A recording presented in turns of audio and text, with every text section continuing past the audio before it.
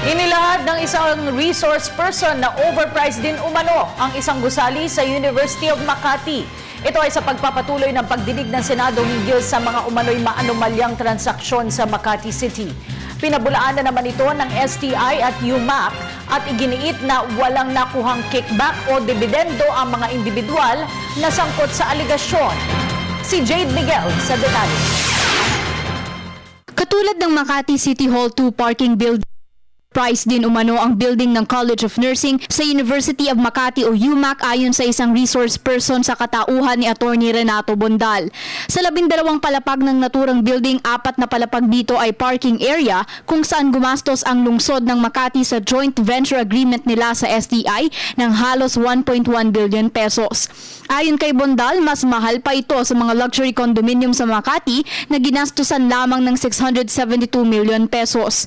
Base sa komputasyon ni Bondal at ng President and CEO ng Cuervo Valuers and Advisory Incorporated na si Federico Cuervo, 79.4 million pesos ang diferensya nito sa mga mamahaling gusali sa Makati. Ito marahil ang naging kickback ng mga binay sa pagpapagawa ng naturang gusali ayon kay Bondal. Maliban pa dito ay luto rin anya ang bidding dahil walang pinublish na bidding invitation at nakapagbigay kagad sila ng kontrata sa loob lamang ng 1 linggo sa Hillmarks Construction Corporation. Gaya po ng kaugalian, yan po sa aming lungsod at narito naman po ang mga nagbalingloob ng mga opisyal ng City of Makati. Po nang nangyaring bidding po sa aming lungsod ay laging bidding-biddingan. Yan po ay mapapatunayan ng aking pong si Engineer Mario Rechanova at marahil pati na rin si Vice Mayor Nestor Mercado.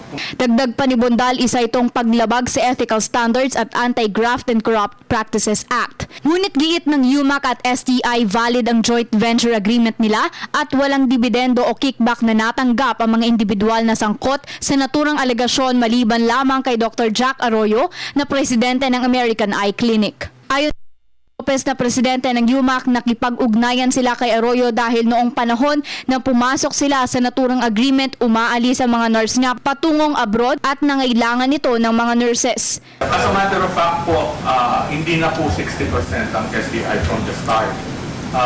But when the idea of Dr. Jack Arroyo coming in was approached to us, we had no problem with it because we felt it enriches the partnership, not only between a public educational institution, a private educational institution, but also an operator of a facility where our nurse students could train in high-level technology that we felt was required by the workplace.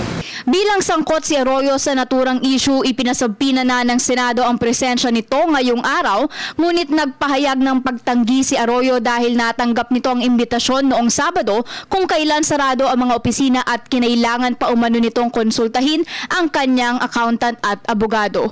Para sa Telebisyon ng Bayan, Jade Miguel.